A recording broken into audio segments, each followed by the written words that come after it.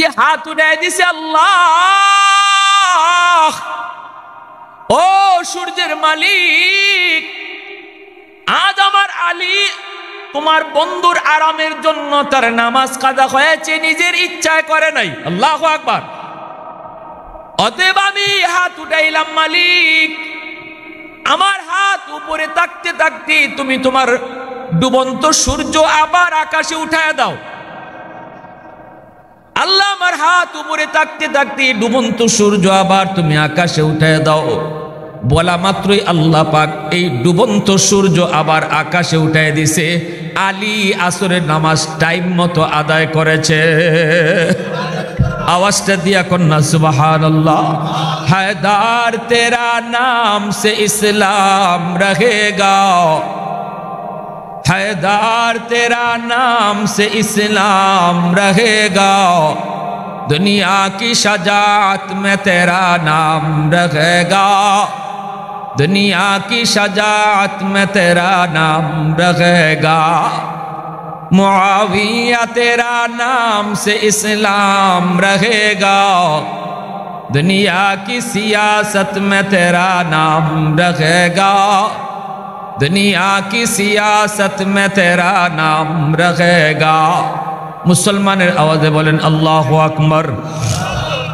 आरेकटु जोरे अल्लाहु अकबर। एर जुबक एजन्यई हजरत आबू बकर सिद्दीक रादियाल्लाहु ताआला आनहुर पाয়ে কামড় দিল সাপে, অথচ আবু বকর বডি নড়াচড়া করলেন না, লাফালাফি ফালাফালি করলেন না, এমনকি আহ উহ শব্দটাও মুখ থেকে বের করলেন না। কারণ দু জাহানের বাদশাহ নিজের উড়াতে ঘুমাইতেছে। আল্লাহু আকবার। চোখের পানির ফুটা নবীর গাল মুবারকে পড়লো। নবীজির ঘুম ভাঙার পর নবী কয়, আলী কেন ডাক দিলা না? এরে আবু বকর কেন তুমি ডাক দিলা না? কয় না গো নবী, ডাক দিই নাই, ঘুম ভাঙলে কষ্ট হবে। নবীজি এবার তার পবিত্র লব মুবারক আঙ্গুলি নিয়া ওই জায়গায় লাগায়া দেওয়া মাত্রই সাথে সাথে বিষাক্ত সাপের বিষ পানি করে দিলেন কে? একটু জোরে আওয়াজ দিয়া বলেন কে? নবীজির লবের মধ্যে আল্লাহ পাক কি পরিমাণ অ্যান্টিবায়োটিক রেখে দিয়েছেন। লাগানো মাত্রই আল্লাহ পাকের পক্ষ থেকে বিষাক্ত সাপের বিষ পানি হয়ে গেল। এইবার নবী কয়, সাপ গর্ত থেকে বের হ, বল আমার আবু বকরকে কেন তুই কামড় দিলি? গর্তের ভিতর থেকে সাপ বের হয়েছে। আল্লাহর পক্ষ থেকে সাপের জবান খুলে দেওয়া হলো। এটা আল্লাহ পারেনি না পারে না? এই ক্ষমতা আল্লাহর আসেনি না নাই? মানুষের জবান আল্লাহ কেড়ে নিতে পারে কি পারে না? সাপের জবান, গাছের জবান, মাটির জবান আল্লাহ দিতে পারে কি পারে না? সাপের জবান আল্লাহ খুলে দিলেন। এইবার সাপটায় জবান খুইলা ডাক দেয়া কয়, নবী গো মাপ চাই, আমি আপনার আবু বকরকে ইচ্ছা করে কামড় দেই নাই। ইয়া রাসূলুল্লাহ, ওগো নবীজি, এই গুহায় আমি আজকে অনেক দিন ধরে অপেক্ষায় আছি শুধু আপনাকে এক নজর দেখার জন্য। আমার বাড়ি কিন্তু গুহা না, আমি বসবাস করতাম ওই যে দেখা যায় খেজুর বাগান, ওই খেজুর বাগানে আমি থাকতাম। দুইজন তাওরাত কিতাবের পণ্ডিত আমি খেজুর বাগানের পাশ দিয়ে যায়, আর তারা আমার পাশে একটা খেজুর গাছে ঠেক লাগাইয়া বিশ্রাম নেয়। একজন আরেকজনকে লক্ষ্য করে কয়, দোস্তু ওই যে দেখো পাহাড়ের উপরে একটা গুহা দেখা যায়, ওই গুহাটার নাম হলো গারে সুর। এই গুহার মধ্যে আখিরি জমানার নবী তিনি হিজরতের রাতে এখানে আশ্রয় নেবেন। তাওরাত কিতাবের ভিতরে এই গুহার কথাই বলা হয়েছে। আল্লাহু আকবার জোরে বল। ওগো নবীজি, আমি শুনে ফেলেছিলাম, তাদের কথাটা আমি শুনে ফেলেছি। সেদিন থেকে আমি নিয়ত করেছি আজ থেকে আর আমি বাগানে থাকবো না, ওই গুহায় থাকবো। নবী গো, আপনার নুরানি চেহারাটা এক নজর দেখার জন্য। বেশি দূর আমি যাই না, অল্প কিছু জায়গা ঘোরাঘুরি কইরা যা পাই তা খাইয়াই চলে আসি। কিন্তু আমার দীর্ঘদিনের মনের আশা আজকে পূরণ হতে চলছে। আপনার আবু বকরের পায়ের কারণে বের হতে পারি না, আর বের হওয়ার কোনো রাস্তাও নাই গো নবী। এজন্য আমি বাধ্য হয়ে কামড় দিয়েছি পাটা সরানোর জন্য। নবী গো আপনি আমাকে মাফ করবেন। এই কথা বলা মাত্রই সিদ্দিক আকবরের সামনে হযরত ওমর কাঁদতেছে। দাও দাও করে ওমর কান্দের, কই ভাই আবু বকর, ওই দিনে তুমি কি পরিমাণ কুরবানি করেছো আমার নবীর জন্য, এটার ঋণ কোনোদিন উম্মত শোধ করতে পারবে না, গোটা উম্মত তোমার ঋণ শোধ করতে পারবে না রে। ও ভাই আবু বকর, আমি ওমরের জীবনের সব নেকি তুমি লয়া যাও, বিনিময়ে শুধু আমাকে ওই রাতের নেকিটা দাও। सिद्दीक तेरा नाम से इस्लाम रहेगा, दुनिया की सदाकत में तेरा नाम रहेगा। फारूक तेरा नाम से इस्लाम रहेगा, दुनिया की अदालत में तेरा नाम रहेगा, दुनिया की अदालत में तेरा नाम रहेगा। মুসলমানের আওয়াজে বলেন আল্লাহু আকবার। অসুবিধা হইতেছে আপনাদের? কার কার মনোযোগ আছে একটু হাত তুলে আল্লাহরা দেখান তো, দুইটা হাত তুলেন। আল্লাহ তুমি কবুল করো, সবাই বলেন আমিন। আরো জোরে কোন আমিন। আমার কথা বুঝেন আপনারা? কথা বোঝা যাইতেছে? দুইজনের ভিতরে আলোচনা চলছে দুনিয়া লইয়া না আখেরাত লইয়া? পিছনে বাইরা কও, দুনিয়া লইয়া না আখেরাত লইয়া? টাকা পয়সা লইয়া না নেকি লইয়া? কিরে ভাই বলো না, টাকা পয়সা লইয়া না নেকি লইয়া? প্রতিযোগিতাটা টাকা পয়সার না নেকির? আবু বকর সিদ্দিক বলে, ভাই ওমর, তুমি ওই রাতের নেকির কথা বলতেছো, তো আসলে ওই রাত যে আমার কি পরিমাণ নেকি হইছে এটা তো আমি আবু বকর নিজেও জানি না। আমি জানলে তো বদলাবো, বদলা বদলির বিষয়টা তো আসবে, আগে তো আমি আমারটা জানতে হবে, ঠিক কিনা? চলো আমরা আল্লাহর নবীর কাছে যাই। আবু বকর বলতেছে চলো নবীর কাছে যাই, যাই নবীর কাছ থেকে একটু জানি ওই রাতে আমার কেমন নেকি হয়েছে। দুজন চলে আসলেন নবীজির কাছে। এজন্যই তো জানার দরকার, এলেমের উপরেও জানার মান বেশি, জানার গুরুত্ব বেশি। এই আমলের উপরও এলেমের গুরুত্ব বেশি, ঠিক না? আগে তো আপনি জানবেন তারপরে আমল করবেন, ঠিক কিনা? এজন্যই তো এলেম দরকার, এজন্যই তো মাদ্রাসা দরকার, এজন্যই তো সন্তানকে আলেম বানানো দরকার, এজন্যই তো নিজের বাইটারে আলেম বানানো দরকার। আমরা উলামায়ে কেরাম ওয়াজ করি, 1 ঘন্টা ওয়াজ করব, ওয়াজটা শোনার পর আপনি চলে যাবেন, গেট থেকে বের হলেই ওয়াজ নাই, ওয়াজ সব মাটি শেষ, ঘরে গেলে পরে বিবির কাছে কিছুই বলতে পারবেন না। কিন্তু যদি একটা সন্তানকে আপনি হাফেজ বানান, আলেম বানান, ওই সন্তানের উসিলায় আল্লাহ পুরা ঘরটাকে হেদায়েতের পথে নিয়ে আসে। মা যদি আগে নামাজ না পড়তো, ছেলেটার কারণে নামাজ পড়ে। মা যদি আগে পর্দা না করতো, ছেলেটার কারণে পর্দার ভিতরে চলে আসে। বোনটা যদি আগে বেপর্দায় কলেজে যাইতো, ভাইটা যদি মাদ্রাসায় পড়ে, ভাইয়ের উসিলায় বোনটা পর্দা করে। আওয়াজ নাই, আপনাদের কোনো আওয়াজ নাই তো? হু হা করলে তো আমার একটু কথা কইতে সুবিধা লাগবে ভাই। মানুষ তো আলহামদুলিল্লাহ কম না, আপনারা একটু সাপোর্ট দিবেন। এই যে হাটে পায়ে কাম করে কেডা? 8বার সময় হাতে না পায়ে কাজ করতেছে, পা হাতে কেন নড়ে? যদি আপনি প্রশ্ন করেন, এই বেটা তোর কি কাম, তুই কে লাগে নাচানাচি করো? কাজের কাজ করতেছে পা, হাতে কইব আমি যদি না নড়ি পা হাঁটতেই পারবে না। কোন মানুষ এইভাবে হাতটারে সোজা রেখে কতক্ষণ হাঁটতে পারবেন? সোজা হাতটারে নাড়াইবেন না আপনি। যখন আপনি রাগ করছেন যে তোর তো কোনো কাম নাই, তুই লড়ো কেন, তুই এত নাচানাচি করে কর, হাত এমনি সোজা খাড়াই নিছে, আপনি হাঁটেন তো আধা ঘন্টা, পারবেন? তখন হাতে জবাব দেয়, আরে ভাই আমি যদি পায়ের তালে তালে তাল না দেই তাহলে পা চলতে পারবে না। হাত নড়ে আর কয় ভাই তুই সামনে আগা, আমি আসি তোর সাথে, ঠিক না? হাতে নড়ে আর কয় তুমি সামনে আগাও, আমি সাথে আছি। আমরাও এমনই, আমারে আপনি চালাইতেছেন, কাম করতেছি আমি, কিন্তু আপনারা যদি হাতের কাম না করেন আমারও চলতো না। কথাটা বুঝে আসছে? সিলোটি মানুষ তো আমি, সিলোটি মাঝে মাঝে আইতে পারে, না আইলে আপনারা কইবা, আমি ভালো করে বুঝাই দিব।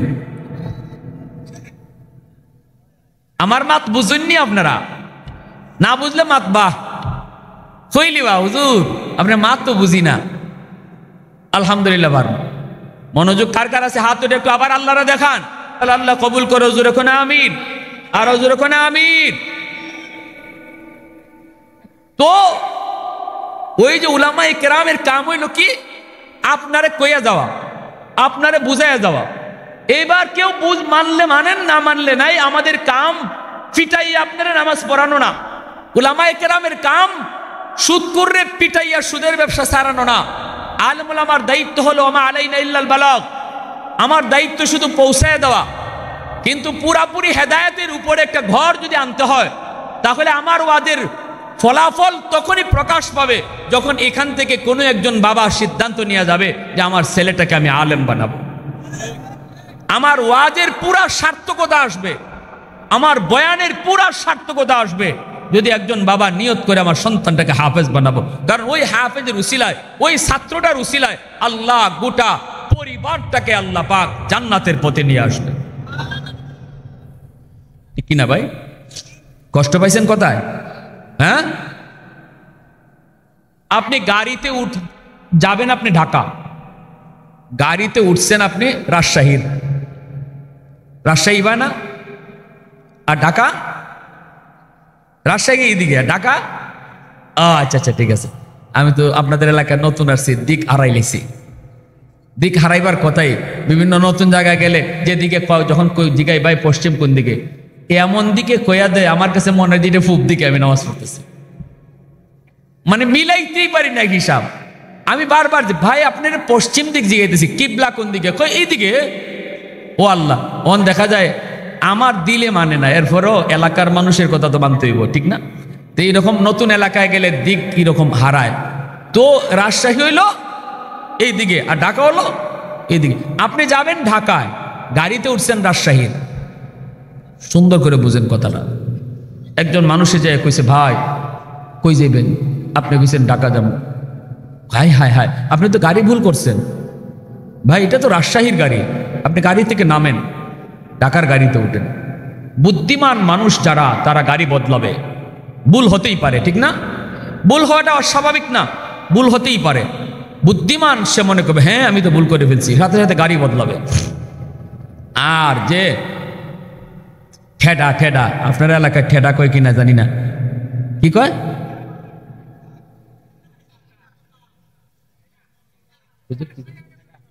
ঠেডা, ঠেডা মানুষ যে, সে কইব কি আরে মে রাখো, এত জ্ঞান দিতে আইও না, আমি বুঝছে শুনে গাড়িতে বসছি। বুঝছেন কি কইব? আমি যাই না বুঝছে, তোমার চেয়ে কম বুঝি না, আমি যাই না বুঝছে, একবারে যা ভালো করে বুঝছে আমি গাড়িতে বসছি, সিটও লইছি। আরে ভাই এটা তো গাড়ি ঢাকার না, এটা তো রাজশাহীর গাড়ি। হোক রাজশাহীর গাড়ি, আমি নিয়ত করে বসছি ঢাকার গাড়ি, এখন রাজশাহী যাও আর ভারত যাও। এর সারা জীবন যদি নিয়ত করে বসা থাকে সিটে ঢাকার, গাড়ি ঢাকা যাবে? জোরে বলেন। আপনারাও এখানে যারা আসছেন, আমরাও যারা আসছি, প্রত্যেকে আমাদের নিয়ত হলো যাব জান্নাতে। যাব কোথায়? অনেকেই গাড়ি ভুল করেছেন, জাহান্নামের গাড়িতে উঠে বসা।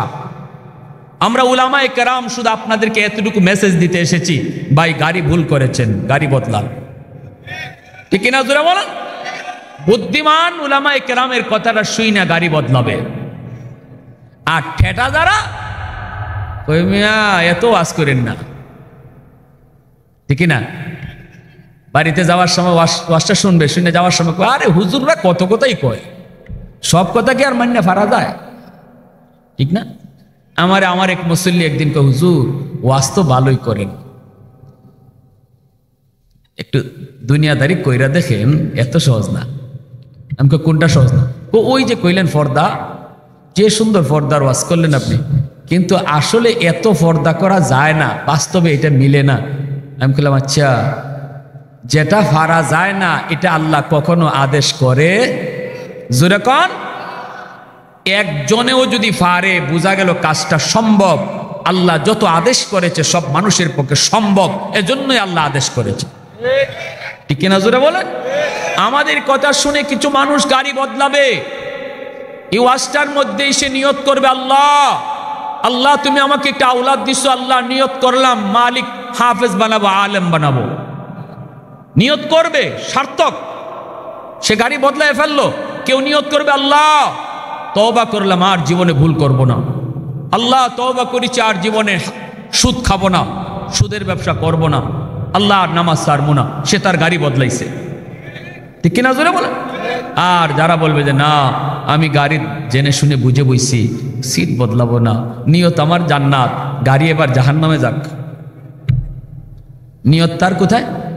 জান্নাত, গাড়ি এবার জাহান্নামে যাক, অসুবিধা নেই। এ সারা জীবন গাড়িতে বসে থাকলে জান্নাতে যেতে পারবে? আল্লাহ বলছে বন্ধু তোমাকে আমি দারোগা বানায়া পাঠাই নাই, লাস্তা আলাইহিম বিমুসাইতির। বন্ধু তুমি শুধু মুবাল্লিগ, দাওয়াত দিয়ে যাবা, কথা বলে যাবা, কে মানবে কে মানবে না সেটা আমার বিষয়।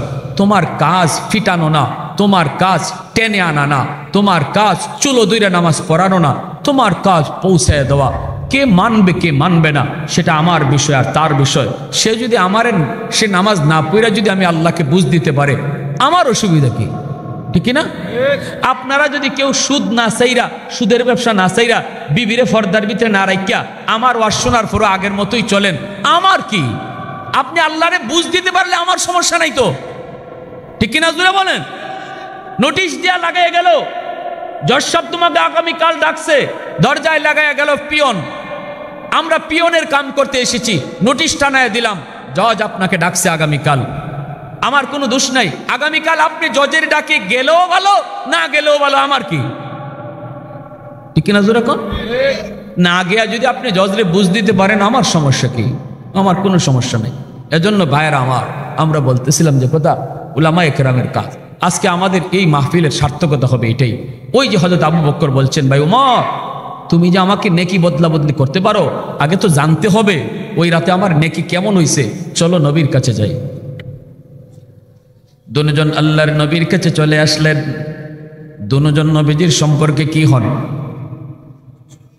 শ্বশুর। দুজন নবীর সম্পর্কে কি হন?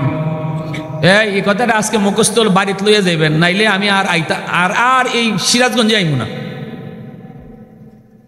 আর সিরাজগঞ্জে আইমু না। এই কথাটা যদি অন্তত বাড়িতে নিয়ে যান। আবু বকর সিদ্দিক আর হযরত ওমর দুইজন নবীজির কি? জোরে বলো, জোরে বলো। 4 খলিফার প্রথম 2 খলিফার শ্বশুর, পরের 2 খলিফা জামাই। মনে থাকবো, মনে থাকবো।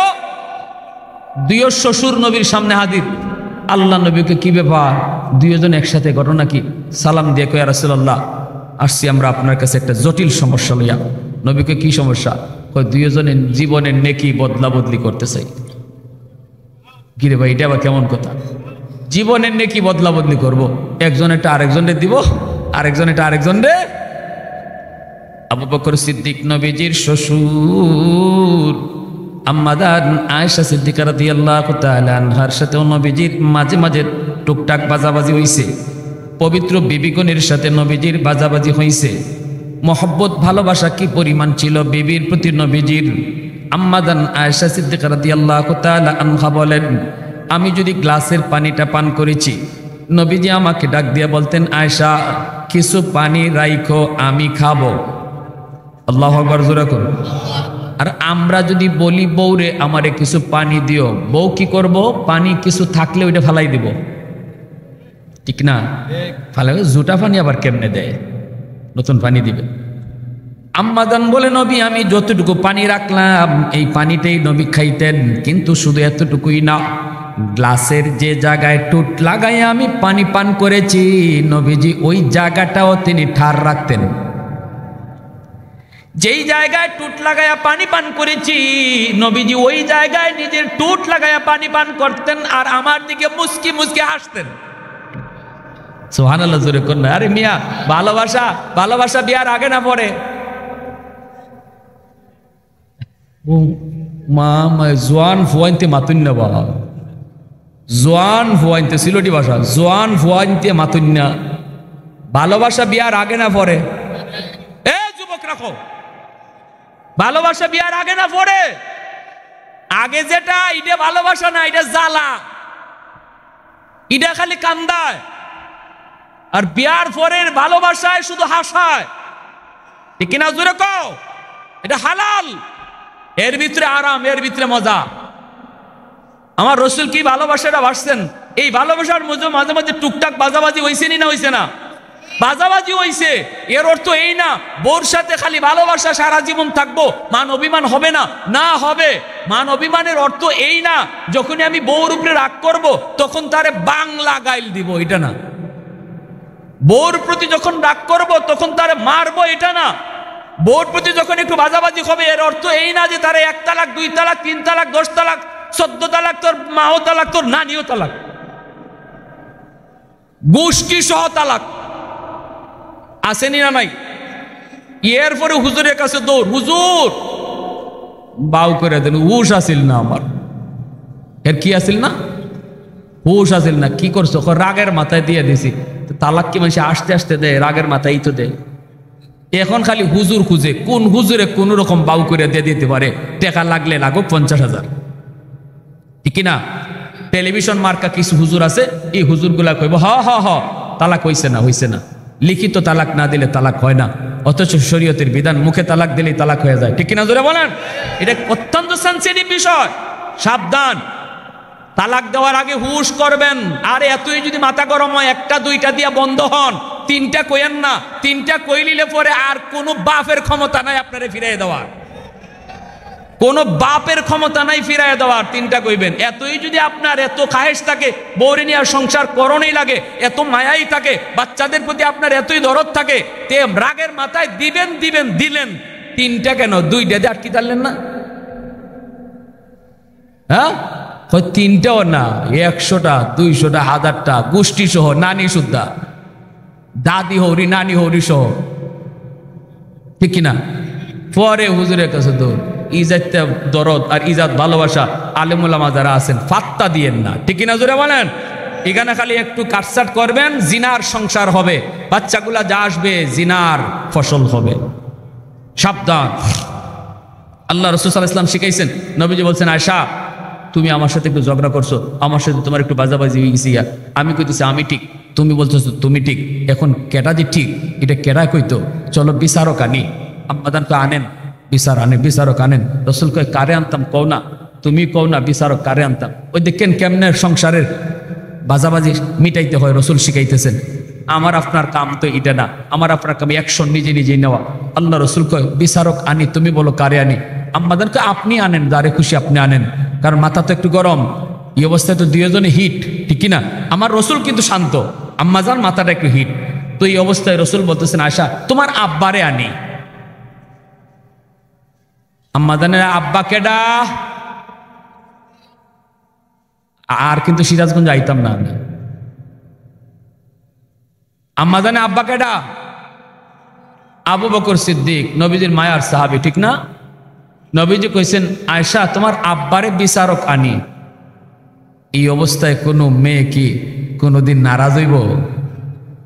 2 হাত তুললে কইব আমি রাজি আছি, ঠিক না? 1 হাত না, 2 হাত তুললে কইব, কারণ উদ্দেশ্য আমার আব্বা আইলে তো বিচার আমার পক্ষেই হইব, ঠিক না? তো আল্লাহ রাসূল কইতে তোমার আব্বারে আনি। আম্মাদান কই ঠিক আছে, আব্বারে আনেন। রাসূল ডাকছেন, আবু বকর আসো। আবু বকর সিদ্দিক আসলেন। নবী বলতেছেন, আবু বকর বিচার করা লাগবে, তোমার বিচার। নবী গো কার বিচার? কয় আমার সাথে আয়েশার একটু বাজাবাজি হয়েছে, তোমার মেয়ের। আবু বকর সিদ্দিক তো চুপ হয়ে গেছে, কই কি আমার মেয়ে আমার রাসূলের সাথে বেয়াদবি করে নিছে। আল্লাহ রাসূল কে আবু বকর বিচার তুমি করবা? আয়েশা তুমি কও, তুমি আগে স্টেটমেন্ট দিবা নাকি আমি আগে দিব? বিচার করার আগে 2 পক্ষের কথা শুনতে হবে, ঠিক না? না খালি এক পক্ষের। সিরাজগঞ্জে কি এক পক্ষের বিচার, এক পক্ষের মাত্র না 2 পক্ষের? পক্ষ বিপক্ষ দুনো পক্ষের কথা শুনতে হয়। নবীজি বলে, আয়েশা তুমি আগে বলবা না আমি আগে বলবো? আম্মাজান বলতেছে, আপনি আগে বলেন, তবে যা বলবেন সত্য কইেন। লাগাই দিছে পেস। কথাটা হইছে, এটা হইল রাগের মাথায় কথা, ঠিক না? সময় মাথাটা তো একটু হিট, আপনি কন, তবে যা কইবার। কথাটা এত ভারী, এত হিট, নবীজি হজম করে ফেলছেন, কিন্তু আবু বকর সিদ্দিক হজম করতে পারেন নাই। সিদ্দিক আকবরী হজম করতে পারেন নাই, মেয়ের কথাটা হজম করতে পারেন নাই। আবু বকর সিদ্দিক গুসায় চেহারা লাল হয়ে গেল, বডিটা ফুলে গেল, হাতটা বেরিয়ে আসলো। মনে মনে কইতেছে, মেয়ে তুই কইলি কি, মা তুই কইলি কি? আমার নবী জীবনে কোনোদিন মিথ্যা বলেন নাই, এই সার্টিফিকেট আবু জাহেলাও দিছে, ঠিক না? জোরে কও। মক্কার কাফিররা এই সার্টিফিকেট দিয়েছে, আর তুই কিনা কইলি আমার রসুল যেন আজকে সত্য বলে, কইলি কি? এই কথা বইলি সিদ্দিক এমন জুড়ে মেয়েকে একটা চর মারলেন বিচার পরে, বিচার এমন জুড়ে একটা চর মারলেন গালের মধ্যে। আম্মাজান চোর খাইয়া গুইরে গুইরে গুইরে গুইরে মাটিতে পড়ে গেলেন। পইরা দৌড় দিয়ে নবীর পিছনে আইসা আশ্রয় নিয়ে বলতেছেন, ইয়া রাসূলুল্লাহ আমারে বাঁচান। আল্লাহ নবী আস্তে করে আম্মাজানকে এইভাবে বাঁচায় নিলেন। বাঁচায় নবীজি হাত দিয়া কয়, আবু বকর দাঁড়াও, যেখানে আসো এখানে দাঁড়াও। এ আবু বকর দাঁড়াও। নবীর চেহারা লাল হয়ে গেছে। বিচার করতে আনছি, তোমারে মারতে আনি নাই। আল্লাহু আকবার, জোরে বল। নবী কয় বিচার করতে আনছি, মারতে আনি নাই। মারছো কেন? হাত উঠাইছো কেন? আমি আপনি হইলে কি কইতাম? মারেন, আরো ফিটান, আরো ফিটা দেন, ঠিক না? নি আমরা তো সুযোগ নিতাম। আল্লাহ রাসূল আবু বকর হাত উঠাইছো কেন? বিচার করতে এনেছি। মারছো কেন? মারার জন্য তোমাকে আনি নাই, তোমার বিচার লাগবে না, তুমি বের হও। আল্লাহ নবী সিদ্দিক আকবরকে ঘর থেকে বের করে দিলেন, ধমক দিয়া। সিদ্দিক আকবর তিনি ঘরের বাহিরে চলে আসলেন। এইবার আম্মাজান নবীর পিছনে দেয় ভয়ে কাঁপতেছেন, বাপের ডরে কাঁপতেছেন। বাপে একটা দিছে, আরেকটা দেওয়ার লাগে রেডি হচ্ছিল, পিছনে এসে কাঁপতেছে। নবীজি এইভাবে ঘুরছেন, ঘুরে নবী মুস্কি হাসি দেখে, আয়েশা কি খবর? আয়েশা কি খবর? ডাকমনি আবার, ইয়া রাসূলুল্লাহ আমার ভুল হয়েছে নবী, আমি দোষ করছি, মাফ করে দেন। দুইজনে হাসতেছে। দুইজনে হাসির আওয়াজ শুনে আবু বকর সিদ্দিক আবার ঘরের ভিতরে ঢুকছে। ঢুকে সিদ্দিকও হাসতেছে। আবু বকর হাসিয়া কই, এটা কেমন জাতের বিচার বুঝলাম না। আনলেন বিচার করার জন্য, এখন দুইজনে হাসে। নবীজি বুঝাইছেন সংসার জীবন কেমনে চালাইবা। সেই আবু বকর সিদ্দিক আর ওমর যখন নবীজির কাছে আসলেন, নবীকে বলতেছেন, ইয়া রাসূলুল্লাহ নবী গো জীবনের নেকি বদলা বদলি করতে চাই গো নবী। আল্লাহ নবী কই বলো। সিদ্দিক বলে, ওমর তার জীবনের সব নেকি আমাকে দিয়ে দিবে, বিনিময়ে আমার জীবনের সব নেকি চায় না, আমার জীবনের এক রাতের নেকি ওমরে চায়। ওগো নবী আমি নিজেও জানি না ওই রাতের নেকি আমার কি পরিমাণ হয়েছে, এজন্য আপনার কাছে জানতে এসেছি। নবীজি তখন বলেন, সেটা কোন রাতের কথা? ওমর বলতেছে, বলো। সিদ্দিক বলি, ইয়া রাসূলুল্লাহ সেই রাতটা হলো যেই রাতে আমি আপনার সাথে হিজরত করেছিলাম গো নবী। ওই হিজরতের রাতের নেকিটা ওমর নিতে চায়, বিনিময়ে আমাকে জীবনের নেকি সব দিতে চায়। আল্লাহ নবী কয়, আবু বকর বদলা বদলি করবা কি করবা না, পাল্টা পাল্টি করবা কি করবা না, আমি কিছু বলবো না, কারণ তোমরা দুজনই আমার শ্বশুর। কে ঠকবা আর কে জিতবা আমি কোনো সিদ্ধান্ত দিব না। তবে যেটা জানতে চেয়েছো সেটা আমি বলতে পারবো। ওই রাতে তোমার কি পরিমাণ নেকি হয়েছে সেটা যদি তুমি জানতে চাও, তাহলে শোনো রে আবু বকর, তোমার ওই এক রাতের নেকি যদি এক পাল্লায় রাখা হয়, আর ওমর সহ গোটা উম্মতের নেকি যদি এক পাল্লায় রাখা হয়, তবুও তোমার এক রাতের নেকির পাল্লা ভারী হয়ে যাবে। মুসলমানের আওয়াজে সুবহানাল্লাহ, আরো জোরে আল্লাহু আকবার। মুসলমানের আওয়াজে আল্লাহু আকবার। এজন্য বলি, জানার এত দাম, এত দাম। আবু বকর কই, ভাই ওমর আমি বদলাইতে রাজি না, এত নেকি যেখানে আমি জানতাম না। এজন্য বলি, যুবক সন্তানটারে যদি আলেম বানাও, সে তো আল্লাহর কোরআন জানবে, কোন কাজে নেকি বেশি, কোন কাজে গুনাহ বেশি আমার সন্তান জানবে। মা ঘরের ভিতরে, মা সন্তানের কারণে দিনদার হবে। কিয়ামতের ময়দানে আল্লাহ পাক নূরের মুকুট লইয়া দাঁড়ায় থাকবে, নূরের মুকুট লইয়া আল্লাহ দাঁড়ায় থাকবে, আর বলবে, কই মা কই বাবা? নবীর মা নবীর বাবা ঈশা কইব, আল্লাহ আমি অমুক নবীর আম্মা, অমুক নবীর আব্বা। আল্লাহ বলবেন, আমি কোন নবীর মাকে বাবাকে খুঁজি না। সাথে সাথে একজন হাফেজে কোরআনের মা আলেমের মা, আলেমের বাবা, হাফিজ সাহেবের বাবা এসে কইব আল্লাহ আমি অমুক হাফিজ সাহেবের আম্মা, অমুক হাফিজ সাহেবের আব্বা, অমুক মুফতি সাহেবের আব্বা, অমুক আলেমের আম্মা। আল্লাহ বলবেন আমি তো তোমাদেরকে খুঁজতেছি। মান ক্বারাআল কুরআন ওয়া আমিলা বিমা ফীহি উলবিসা ওয়ালিদাহু তাজান ইয়াউমাল কিয়ামাহ।